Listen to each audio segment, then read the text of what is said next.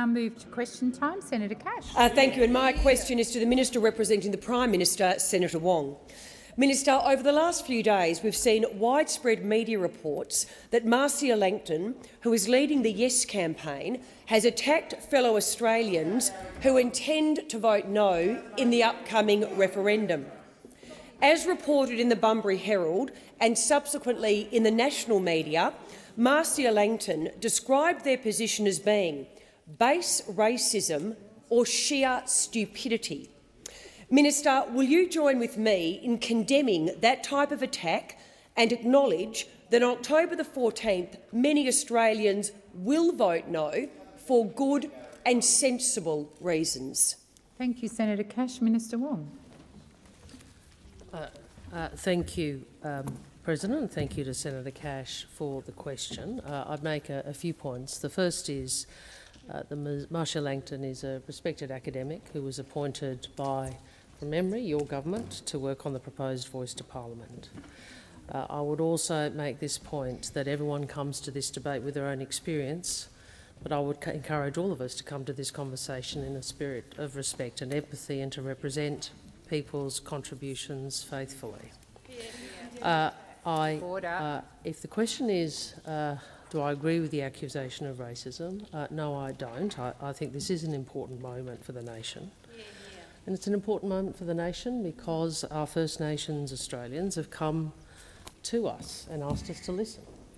And the request from First Nations Australians comes at the end of a long process, and I think it is incumbent upon all of us to engage open and honestly. Every Australian has a vote and every Australian is entitled to their own opinion. But people aren't entitled to their own facts. And the national conversation should be based on fact, not fear. And those of us in Senator Cash. People can look at this conversation right now and see which of us is behaving respectfully for different opinions, Senator Cash. We set the tone here in this chamber.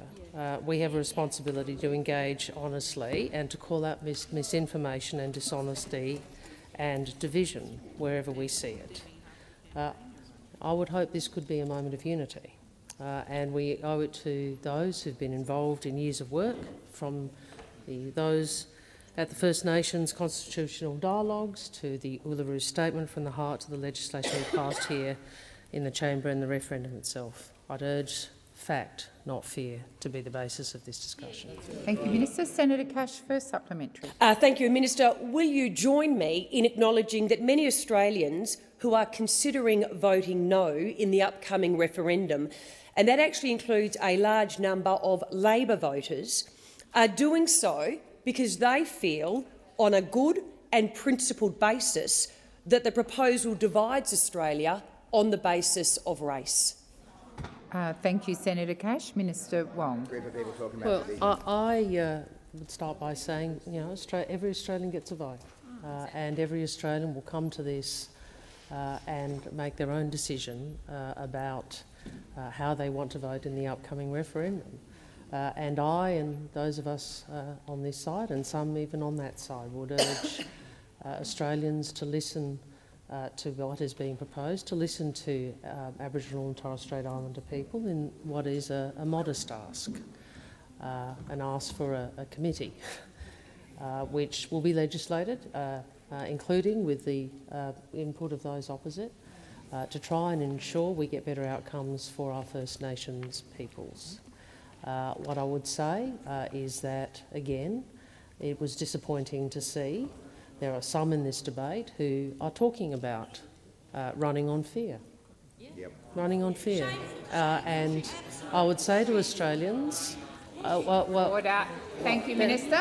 The time for answering has expired. Senator Cash, second supplementary. And Minister, will you then join me in acknowledging that Australians who do vote no in the upcoming referendum are neither racist nor stupid, and in fact Australians who vote no will do so because they feel that that is in the best interests of our country? Will you join with me in acknowledging this simple fact? Minister Wong. I believe Australians are people of good heart, and I believe that Australians take their responsibility seriously. I have well, I will use my words, actually, and I will respect, as all of us should, that Australians will come to different views about this, and they're entitled to. All of us are entitled to. We all have a vote. What I would say is that the way in which we conduct this debate, I would urge, be a debate that is respectful, that recognises people's different experiences, that we all bring to this discussion a different life experience, would recognise that there are different views, and would also pause at least, and this is what I would ask of Australians, is to pause to listen to what is being asked. Thank you, Minister. The time for answering has expired. Senator Payman. My question is to the Minister representing the Prime Minister, Senator Wong. It is just over 1 month before Australians head to the polls to vote in the referendum on Voice to Parliament. Can the Minister explain to the Senate how the Voice is an opportunity to bring Australians together and help achieve better outcomes for Aboriginal and Torres Strait Islander people? And can the Minister outline why the government supports constitutional recognition through a Voice to Parliament? Thank you, Senator Payman. Minister Wong. I thank Senator Payman for her question. I thank her for her genuine interest in closing the gap and for her determination to build a better future for all Australians. And on October 14, all of us, every Australian, will have a once-in-a-generation opportunity to bring our country together and to change it for the better, to vote for recognition and listening so we get better results. Constitutional recognition through a voice is the form of practical reconciliation that Indigenous Australians requested as part of the Uluru Statement from the Heart. It is supported by an overwhelming majority of Aboriginal and Torres Strait Islander people. The voice will offer ideas and advice so governments can make better decisions to address the challenges facing Aboriginal and Torres Strait Islander people. It is an advisory committee made up of representatives from across the country. It won't have the power to make or veto government's decisions. What it will do is improve outcomes in Indigenous health, housing, education and employment. Now, Order. Australians from all walks of Senator life Cash. are coming together, united in their support for a voice to the Parliament enshrined in the Constitution. Meanwhile, we have the No campaign. The No campaign who've put forward many varying reasons for their opposition and their campaign. But what is noteworthy is that Mr Dutton has in fact promised not one but 2 referendums, another referendum on constitutional recognition, although I note his Shadow Minister for Indigenous Affairs has publicly stated she does not support it. Senator So more Rennick. politics, more political gains, because Mr Dutton didn't do something when he had the chance and now someone else is trying to do something he Thank you, wants Minister. to The time tear for it answering down. has expired. Senator Payman, first supplementary. Thank you, Sorry, Senator Payman, please resume your seat. Senator Nampijinka-Price. Point of order, President. At no point have I ever suggested that I do not Senator support... Nampijinka-Price, that's a debating point, not a point of order. Please resume your seat. Senator Nampijinka, I invite you to make whatever statements you want to outside of question time at other times. It is not a point of order. Please resume your seat. It is not. Senator Nampijinka-Price, I've asked you twice to resume your seat. Please resume your seat. Senator Nampijinka-Price, as the President, it's my authority to direct you to resume your seat. Resume your seat. Order. Order. Order. Order. Senators on my left and right. Senators on my left and right. Senator O'Neill, I'll remind you, as the President, it is my job to control order in this place, and that was very unhelpful. And I have Senator Wong on her feet. On the point of orders, President, if I may. Senator Nampijinpa Price has raised an issue. If I have made an incorrect reflection, I'm always happy to withdraw it, and I would invite her to, at an appropriate time, make a contribution to the chamber. I believe that that was what was reported, and I represented that according to public reports. But if that is incorrect, of course, we will do you the courtesy of ensuring you have the opportunity later in proceedings to do that. If I may return, where are we at? I'm calling Senator Payman. Senator Payman, first supplementary. Thank you. There have been a number of reports on respective campaigns on the upcoming referendum on the Voice to Parliament. Can the Minister please update the Senate on how those campaigns are being conducted as Australians prepare to vote on October 14? Senator Wong. Thank you. Well, it was quite disturbing, and I would hope that Senator Cash and others who are urging a higher tone in this debate might join with me in condemning this, because it was disturbing to read in yesterday's Sydney Morning Herald and Age that the No campaign has instructed volunteers to use fear and doubt rather than facts to trump the arguments used by the Yes camp. And I look forward to Senator Cash joining with me in condemning such an approach, which is not the approach that we should be taking to this discussion. I mean, this is nothing more than fear-mongering. Those will do and say anything if they think it will help them politically, spreading lies and sowing fear, even when it means standing in the way of a better future for Australians. You see, this is a political tactic that we have seen, regrettably, from some on the other side in so many ways. Certainly Mr Dutton has an approach. He builds himself up by tearing things down. Thank you, Minister. The time for answering has expired. Senator Payman, second supplementary. Thank you, Minister, for the update. Can the Minister remind the Senate about efforts to achieve reform in Australia in the past?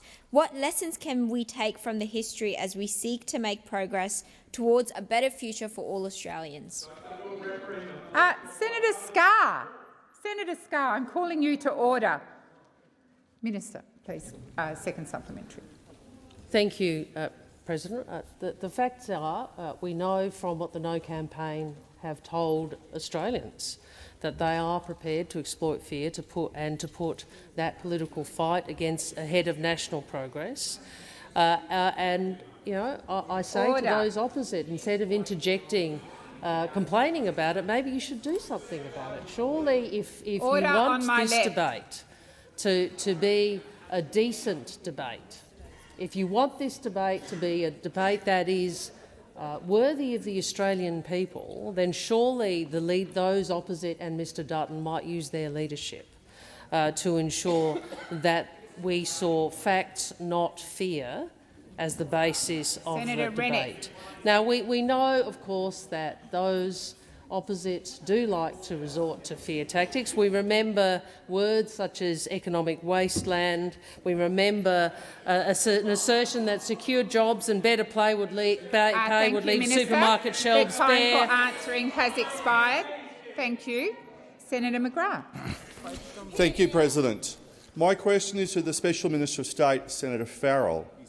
Has the Albanese Labor government finalised new guidelines for the use of special purpose aircraft? In what year were the guidelines that are currently applicable dated or first approved? Thank you, Senator McGrath. Minister Farrell. Thank you, President, and thank Senator McGrath for his question. Yes, I can provide some information in response to that question, Senator McGrath, and if further information is needed, then I will seek to get that information after question time. But the draft Special Purpose Aircraft Guidelines 2023 have been updated to reflect the security advice ratified by the Security Coordination Committee on the 1st of March 2023. In accordance with this advice, the draft guidelines will not be finalised until the transparency and accountability considerations are finalised. I'm answering directly answering your questions. So please listen. Until the guidelines are finalised, the government is authorising flights in accordance with the 2013 guidelines. The use of special purpose aircrafts are being reported, reflecting the security advice and the updated draft guidelines. As I said, if there's further information that I can provide, then I shall do that. Thank you, Minister. Senator McGrath, first supplementary. Thank you, Minister. So what is the security classification of the guidelines for the use of special purpose aircraft? And if these documents are unclassified, will they be released publicly in accordance with orders of the Senate? Thank you, Senator McGrath. Minister Farrell. Thank you, President, and thank Senator McGrath for his first supplementary question. In respect of your first part of your question, the 2013 Special Purpose Aircraft Guidelines, as published, are classified as official. In respect of your second question, I will need to seek some advice from the Minister in respect of that question. Senator McGrath, second supplementary. Thank you. According to leaked Albanese government talking points repeated by the Minister for the Environment on Monday, the government is committed to providing SPA flight manifests to IPEA. However, a second leak of updated talking points removes any reference of providing manifests to IPEA. Is the government committed to providing the SPA manifest to IPEA or not? And why are the manifests not currently being provided to IPEA? Thank you, Senator McGrath. Minister Farrell. Thank you, President, and thank Senator McGrath for his second supplementary question. I'm advised that the Royal Australian Air Force stopped providing weekly manifests to IPEA on the 7th of December 2021. It's a matter of public record that the Leader of the Opposition, of course, was the Minister for Defence at that time. The Minister for Defence has directed his department to continue to work with IPEA for assurance and scrutiny of public expenses, including for special purpose aircraft. If there's, again, I repeat, if there's any further information I can provide you after question time, I'll come back and do that. Thank you, Minister Farrell. Senator Waters. Thanks very much, President. My question is to Minister Gallagher, representing the Minister for Health and Aged Care. The Universal Access to Reproductive Health Care Senate Inquiry Report made 36 recommendations to address barriers to sexual, maternity and reproductive health care in Australia, and it was tabled in May this year. The government response to those recommendations to the report was due on the 25th of August. We're almost 3 weeks beyond that due date, with no explanation for the government's delay. Women's health should be a priority, and women are sick of waiting for policy reform. When will the government release its response to this report? Thank you, Senator Waters. Minister Gallagher. Thank you, President. I thank Senator Waters for the question, and it's an important one and an important report that the Senate inquiry handed down into access to sexual and reproductive health.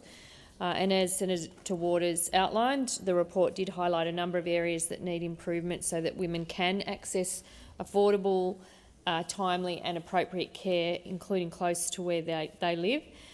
The government is currently working through recommendations outlined in the report, and we will table our response as soon as those are finalised. There are a large number of recommendations in the report, 36 in total, and the Minister for Health and his assistant ministers ensuring that we get the response right, working with our state and territory colleagues, consulting with the sector and across departments, and we will table our response as soon as it is finalised. But I would also say we have already invested significant funding and begun work on several of the recommendations in the report. Over 60% of the longer MBS consultations are used by women. That's those consultations that are over 20 minutes under Level C items and over 40 minutes under Level D items. We have committed over $99.1 million to introduce a new MBS item for consultations of 60 minutes or more to support more improved access and affordability for patients with chronic conditions and complex needs, including those with mental health conditions, family, domestic and sexual violence, chronic conditions, as well as reproductive health and matters like menopause. We've also committed $26.4 million over 4 years to extend support for research and data collection activities that support women and girls' health outcomes. And we welcomed the TGA's decision to remove a number of restrictions on health professionals who prescribe and dispense MS2 step. Thank you, Minister Gallagher. Senator Waters, first supplementary. Thanks, President. Women experiencing menopause struggle to get adequate treatment, but this has been exacerbated this year with the discontinuation of several brands of hormone replacement therapy transdermal patches. What will the government do to ensure that women have access to the necessary menopause treatments and that they are affordable? Thank you, Senator Waters. Minister Gallagher. Thank you. I will see if there's anything more I can come back to Senator Waters with on the specifics on that, but I would say Minister Carney has been leading the work on this from the House of Representatives, and I have seen a number of forums where she has attended and held sessions on, particularly on menopause and how to provide appropriate health services for women who are going through menopause, but not only menopause, on pelvic pain, endometriosis, a whole range of areas where we believe women's health and addressing women's health matters haven't been appropriately dealt with. So I'll see if there is anything further I can on the specifics of the treatments that you refer to, because I don't have any information about that. But making sure women going through menopause are able to access the appropriate health treatments is a priority for this government, and Minister Carney is doing incredible work in that area. Thank you, Minister. Senator Waters, second supplementary. Thanks, President. Women's pain is often minimised or not believed. 1.8 million women in Australia live with chronic pain. Pain Australia is calling for 10 subsidised allied health visits per year to achieve effective multidisciplinary pain management. What is the government going to do to ensure that women suffering from chronic pain can get and afford the health care that they need? Thank you, Senator Waters. Minister Gallagher. Thank you, and I do acknowledge the question from Senator Waters on women's health and the fact that there are barriers affecting women and their access to health care, and indeed when they're accessing health care, the way that those conditions are responded to, and there is a lot of evidence around bias in addressing women's health matters. So I acknowledge that and her long-standing interest in these matters. I would say, again, under the leadership of Minister Carney, there has been a women's health advisory group brought together, putting forward a women's health plan, and all of the matters that you've raised in your questions would be forming part of the discussions that have been held under that. Part of my job in ensuring that we are leading in terms of gender equality across the board also includes health, and I know that that has featured in some of the work that the Women's Economic Equality Task Force have been looking at as well. So there is a lot of work happening across government. In short, has expired. Senator Sheldon. Thank you, President. My question is to the Minister representing the Minister for Employment and Workplace Relations, Senator Watt. In the middle of the pandemic, Qantas sacked 1,700 of their ground crew workers and outsourced their jobs. Could the Minister please update the Senate on the High Court's decision in the Qantas versus the Transport Workers Union case regarding these sackings handed down this morning? Thank you, Senator Sheldon. Senator Watt. Minister Watt. Thank you, President, and I thank Senator Sheldon for this question. As I've said before, Senator Sheldon is one of a number of senators on this side of the chamber who has a long record of standing up for the Qantas workforce, a much longer record than the 2 weeks we've seen some spin-type attempts from the opposition. And it's very good news that the highest court in the land, and some of them are speaking up now. Always good to hear from you, the National Party, when things haven't gone your way. Today, the highest court in the land has sent a clear message to Qantas that how they've treated their workers has not been up to scratch, and in fact, it's illegal. And it sends a very clear message, not just to Qantas, but to large companies across Australia, that they need to treat their workforce with respect and not look for loopholes in the law to get around the system to undercut wages and avoid their obligations. And of course, that's exactly what this government is trying to do with the legislation we're putting to the parliament at the moment. Close the loopholes. It's even in the name of the legislation. It's cases like Qantas that are why we want to get on with closing those loopholes. Qantas needs to remember that it has to have a responsibility not just to its shareholders, but to its workers and its customers. This government, those on this side of the chamber, stood up to support the workers who had been illegally sacked in the public interest. But of course, what did we see from the previous government? Well, they spent taxpayer money to keep people in work during the pandemic without making it a requirement to keep people in work. Senator Most McKenzie, companies honoured that principle, but Qantas took the money and sacked their workforce anyway. Workers this morning can feel a sense of justification and redemption with the decision. I say to the Qantas workers, you did nothing wrong. Qantas broke the law and the previous government refused to stand with you. The company stood down their workforce, forced them to run down their leave balances so they could reduce the payout they would receive when they illegally sacked them, and they have been held to account today. That is a very good thing, and all parts of this chamber should listen. Thank you, Minister. Senator Sheldon, first supplementary. What did the previous government do to prevent illegal sackings while they were receiving millions of dollars of taxpayer-funded pandemic support? Order. Order. Minister Watt. Thank you, President. Well, Senator Sheldon, I could answer your question with one word, nothing, but I'll give you a slightly longer answer.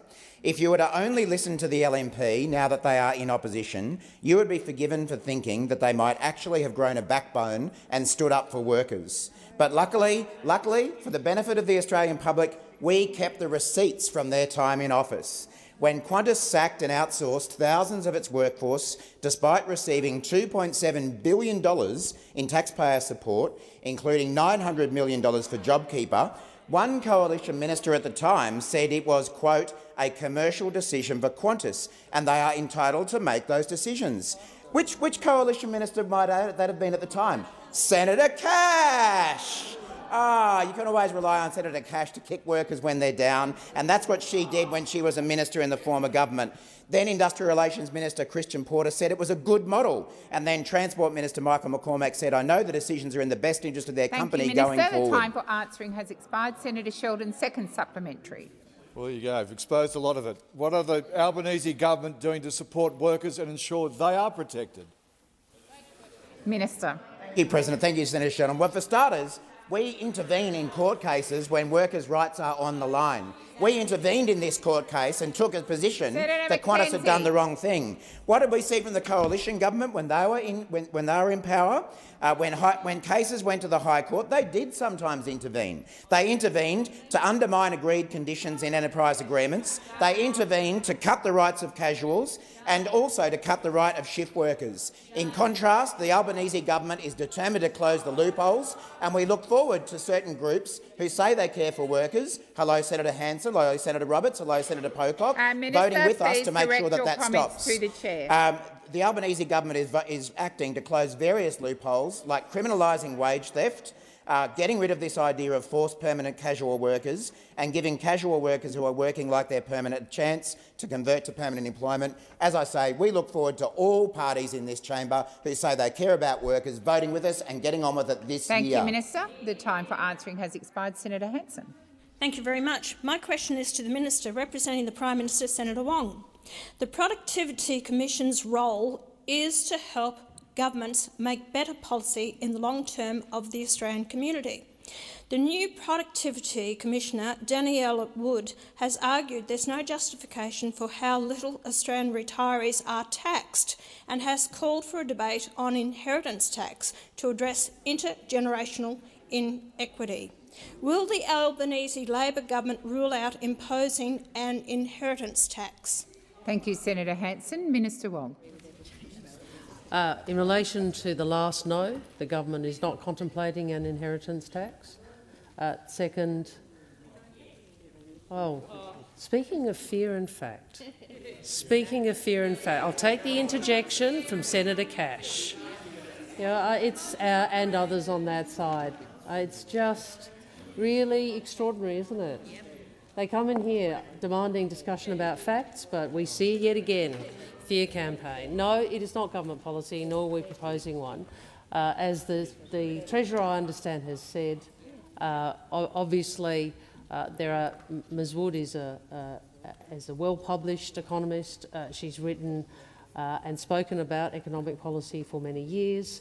Obviously, the Treasurer and the government may not agree with everything she has said or published, but she is an economist of great note. And if I may say, we've not had a woman head the Productivity Commission before, and that of itself is a good thing to see a woman who is so well qualified come to head that body.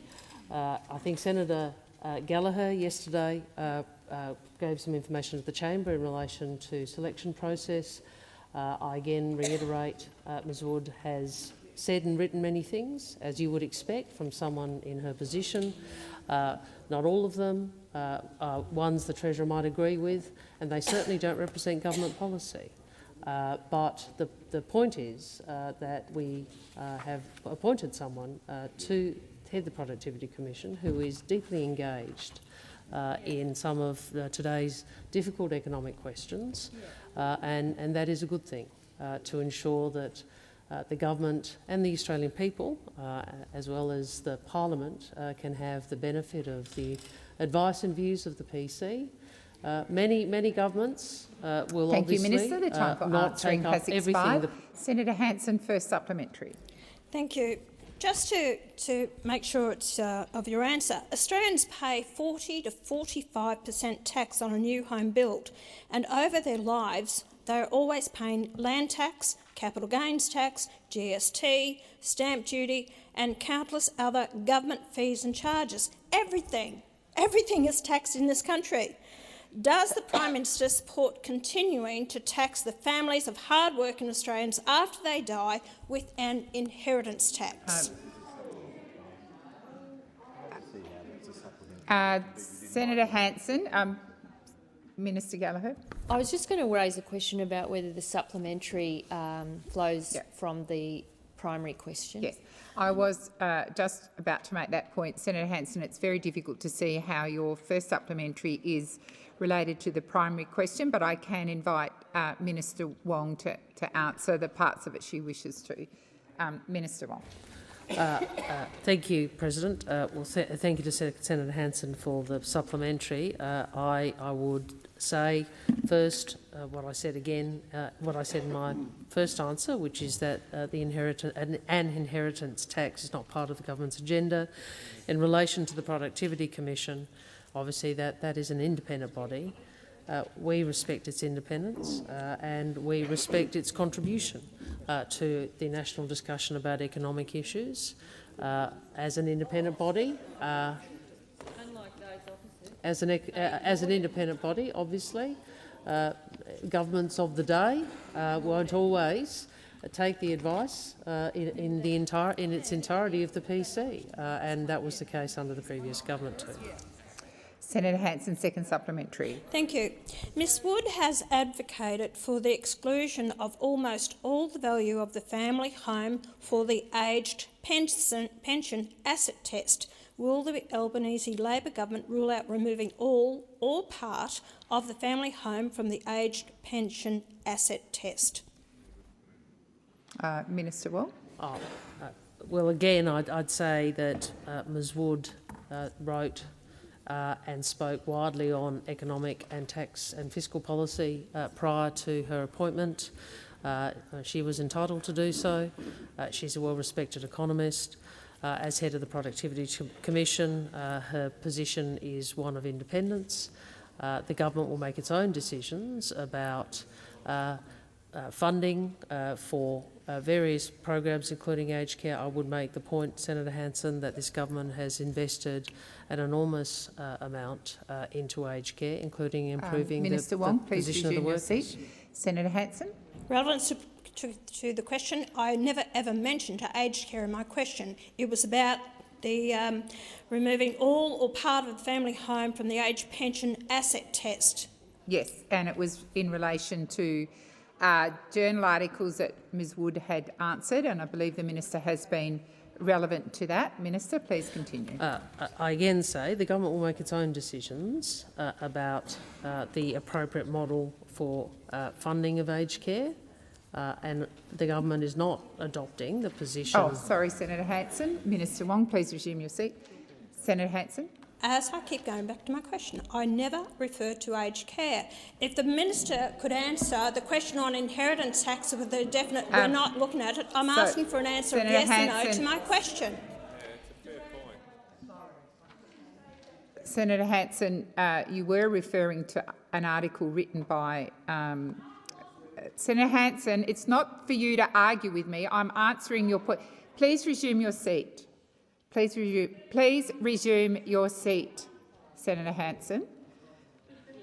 You asked about the asset test in an article written by Ms Wood. The minister was being relevant. I'm happy to remind the minister of the question in the remaining 11 seconds. Minister Wong. I simply say this, that the government will make its own decisions about funding models and about eligibility, as we have in previous budgets.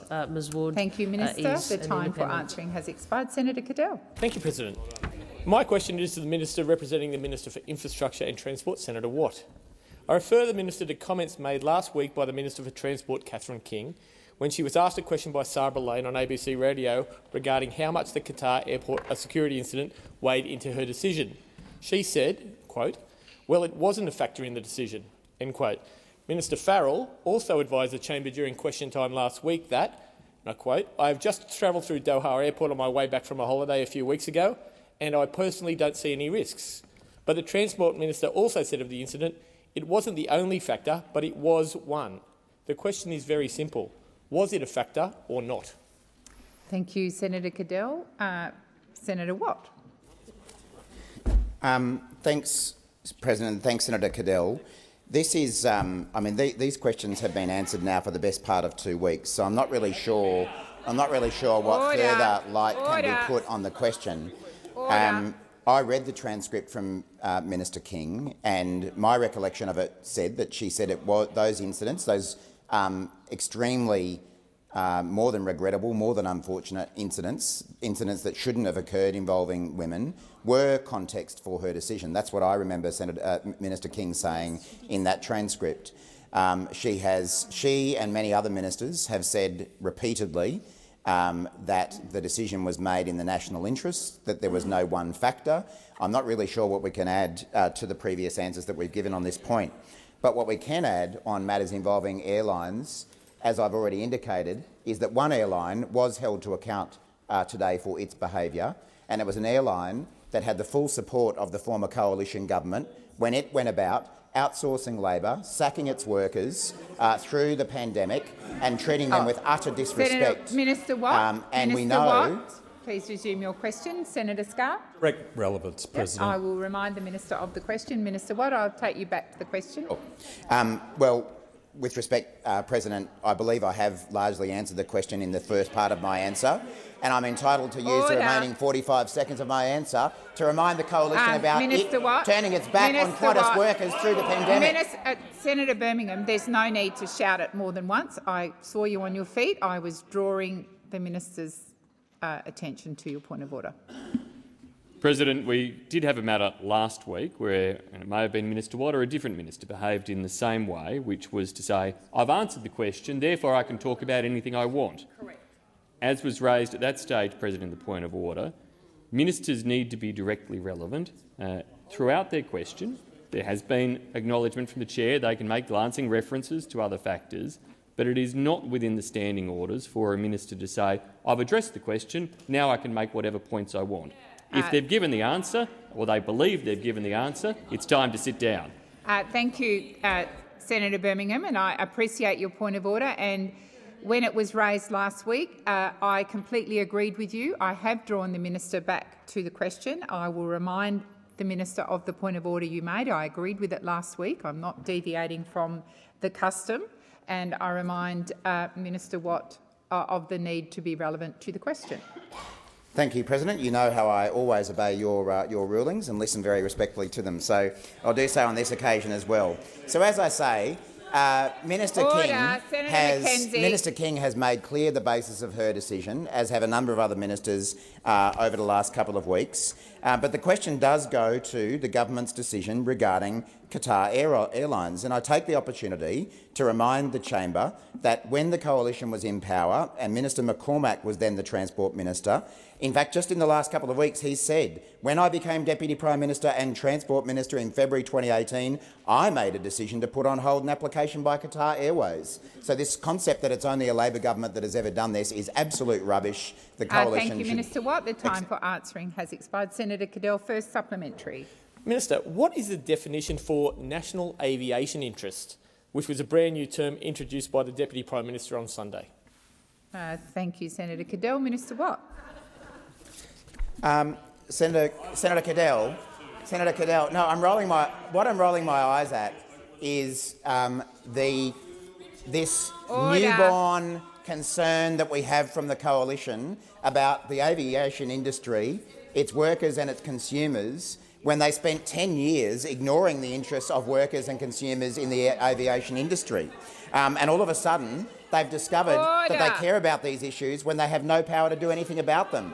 They had 10 years in government to do anything about these issues, completely ignored the issues regarding aviation competition, the rights of aviation workers. Senator McKenzie, your constant and very loud interjections are disorderly. I've called you to order a number of times. I expect you to come to order.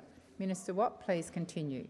Thanks, President. And as I say, if only at any point in 10 years the coalition had shown any interest in the aviation market in Australia, its competition record, the way it treated consumers, the way it treated its workers, but of course they didn't do anything about that. In fact, they cheered on airline companies, one in particular, when it sacked its workforce, and now when they lose power, that's when they decide to take an interest in this. Thank you, Minister. Senator Cadell, second supplementary.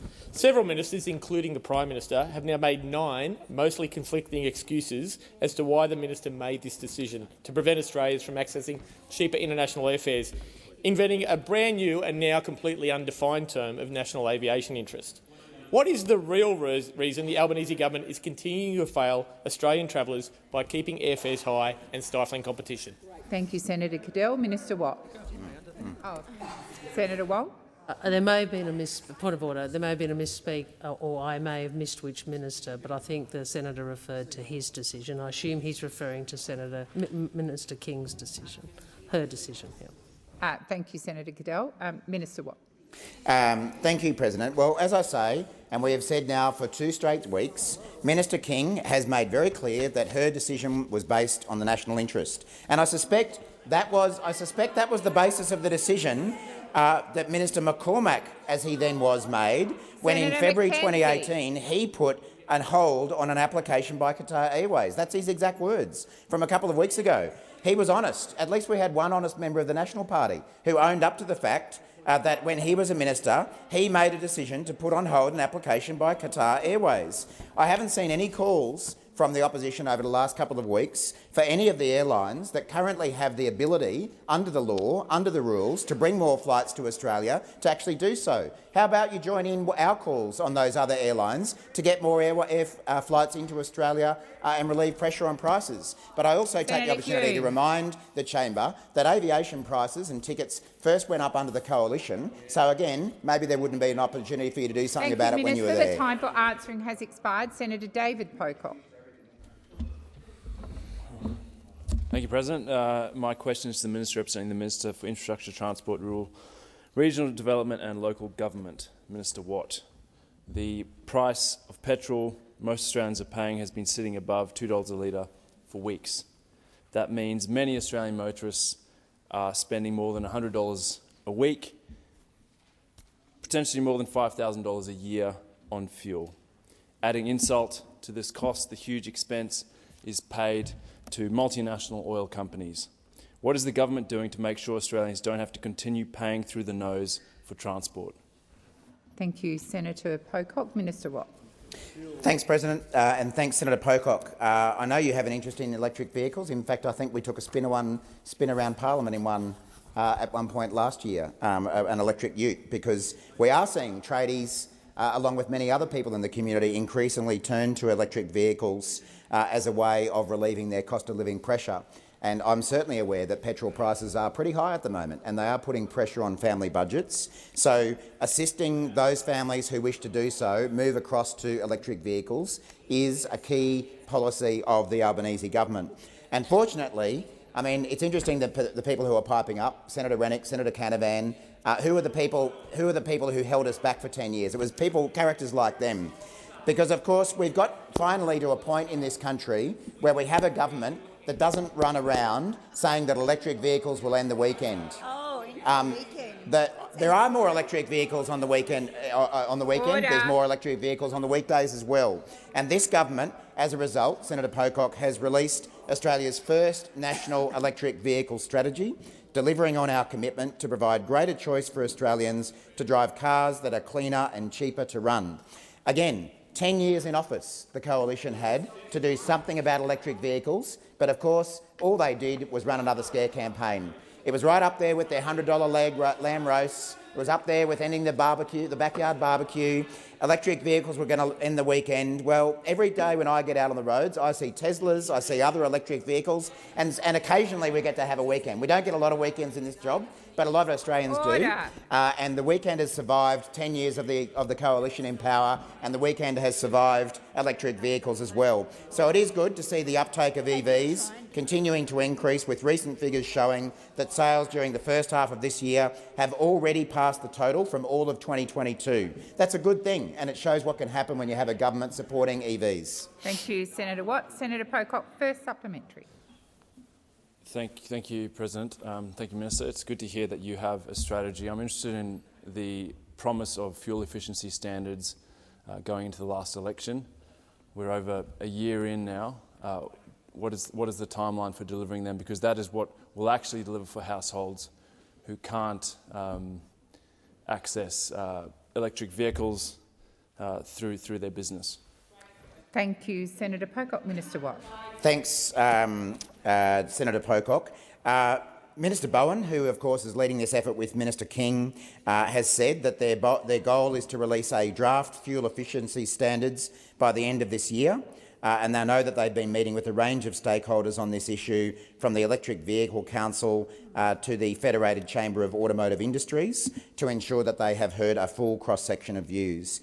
There are claims that you see being made sort of from around about that kind of area, that fuel efficiency standards will increase the cost of new cars, but yet again they are claims that don't stack up, and they're not supported by the experience in the US or the EU, which have long-standing fuel efficiency standards.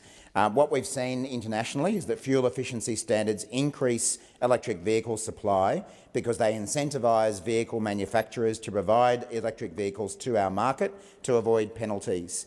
So, as I say, the Minister's intention is to release draft fuel efficiency standards by the end of this year, and there'll be some further consultation once that happens. Thank you, Minister. Senator Pocock, second supplementary. Thank you, President, and thank you, Minister. It's great to hear that there is a timeline. I've heard concern from stakeholders at just how long this is taking. Australia is the only OECD country without these. Russia and Australia are the two that have that mantle. We're not reinventing the wheel here. Why is it taking so long? Thank you, Senator Pocock. Minister Watt. Good question, Senator Pocock, and the answer is right over there. Right over there. 10 years of no action on this front. 10 years of running scare campaigns about electric vehicles, about renewables, about backyard barbecues, about lamb roasts, about Whyalla wipeouts, all of those scare campaigns, and here's one of the chief offenders. Minister Watt, order. Senator, order. I've got a senator on her feet. Senator McKenzie.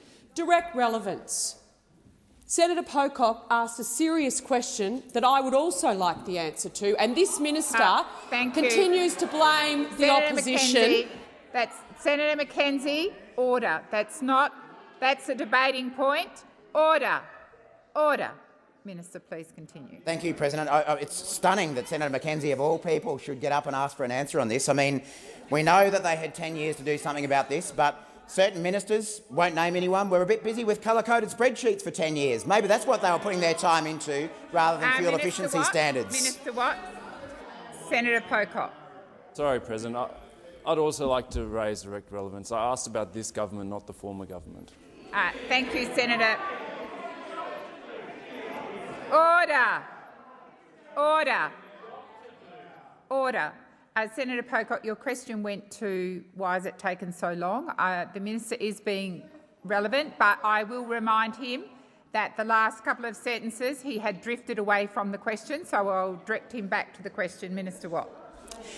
Senator Pocock, I would argue that given when we came to office, we inherited zero work on this issue and had to start from scratch, as we did on so many other climate and energy-related issues. The fact that by the end of this calendar year we intend to release a draft fuel efficiency standard is a good outcome.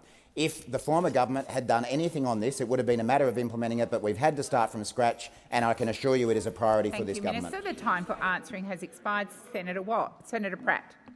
Thank you, President. My question is to the Minister representing the Minister for Housing and Homelessness, Senator Farrell. Earlier today, the Senate passed the Housing Australia Future Fund and sent the bill back to the House for consideration. It is a big step towards establishing the Housing Australia Future Fund.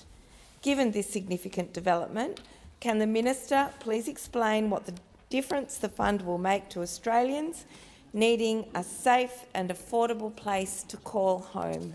Thank you, Senator Pratt. Minister Farrell.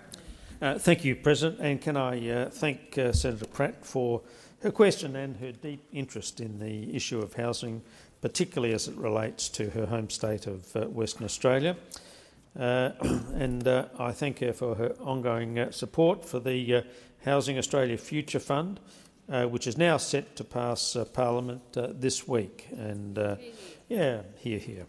This fund will create an ongoing pipeline to help build social and affordable homes right across the country, not just for this term of government, but into perpetuity.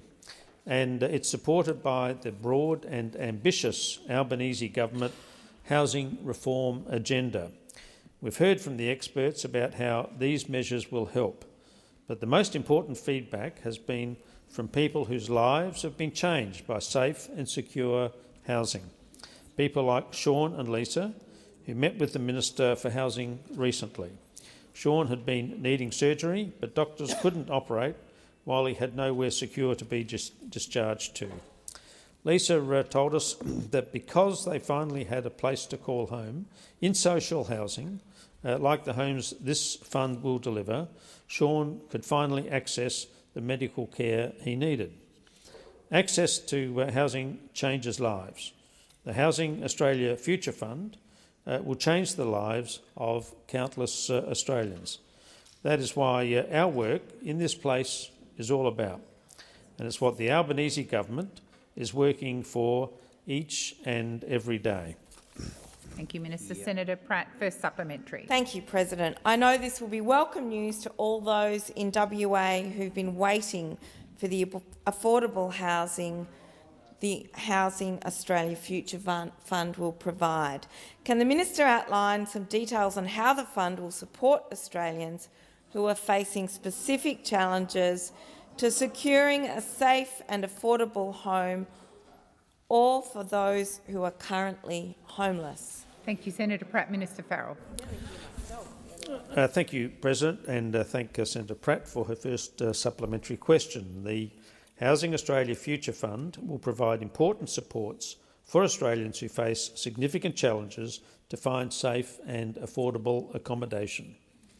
The passage of this legislation allows us to deliver on our commitments, 4,000 homes and $100 million for crisis and transitional housing options for women and children leaving domestic violence and older women at risk of homelessness. $200 million for the repair, the maintenance and the improvement of homes for remote Indigenous communities. $30 million to build housing and fund specialist services for our veterans.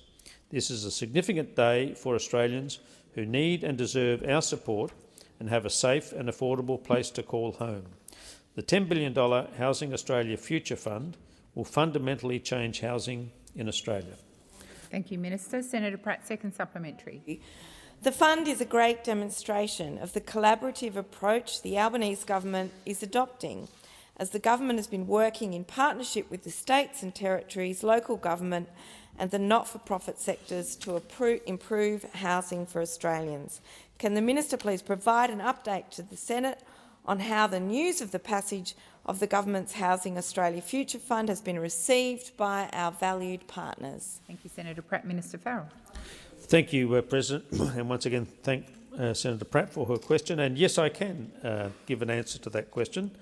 I also thank the Senator for their respect for the stakeholders who've been so supportive of the Housing Australia Future Fund. Over the last few days, we've heard from them about the difference this legislation will make. As the Master Builders said, the Housing Australia Future Fund legislation is a vital piece of housing puzzle by encouraging investment in the social and community housing sector. And Kate Colvin from Homelessness Australia said, the homes delivered through the HAF will each make an enormous difference to people who would otherwise be homeless. I want to thank the housing and homelessness sector, the building and the construction sector, and embrace their partnership in the delivery of homes to come from the Housing Australia Future Fund. Thank you, Minister. Senator Patterson. Thank you, Madam President. My question is for the Minister representing the Minister for Home Affairs, Senator Watt. From the 28th of October 2023, the ACT will decriminalise the possession of small amounts of the most commonly used illicit drugs. This comes after the ACT Health Minister reportedly boasted to a room full of activists at Labor's National Conference about how Canberra's Labor Greens government was able to quietly but quickly decriminalise illicit drugs. Does the federal government support their ACT Labor government colleagues' plan to decriminalise hard drugs, including methamphetamine, heroin and cocaine? Thank you, Senator Patterson. Minister Watt. Thanks, Senator Patterson. Clearly, the question that you're asking is a question for the ACT, over which it has no over which the federal government has no responsibility. So I don't know why we're using the federal parliament to ask questions about a territory government and its decisions.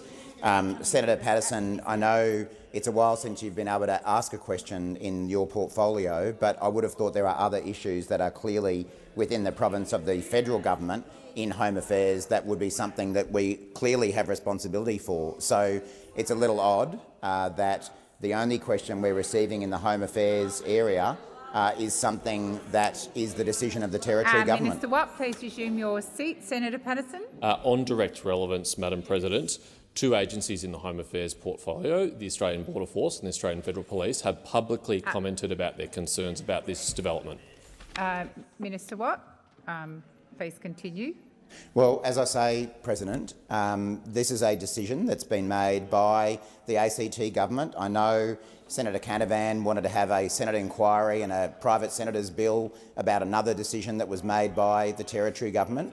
What we're focusing on are matters that are decisions of the federal government, including in the Home Affairs portfolio, strengthening our national security.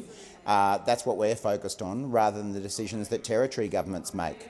Of course, the AFP are entitled to their view, but as I say, our focus when it comes to the Home Affairs portfolio is ensuring our national security is strong, is ensuring that we fix up the complete mess around cybersecurity that was left by the former government. They're the issues that we're really focused on in the Home Affairs portfolio. I know Minister O'Neill has also been working closely with Minister Giles, the Immigration Minister, about the migration review, another issue that was a complete mess when the former government lost office. We've been tackling the backlog of visa applications, which was up to 1 million when we took office. They're the issues that we've been very focused on in the Home Affairs portfolio. Thank you, Minister. Senator Patterson, first supplementary. Thank you, Madam President. Perhaps the Minister's getting the answer now from his colleague.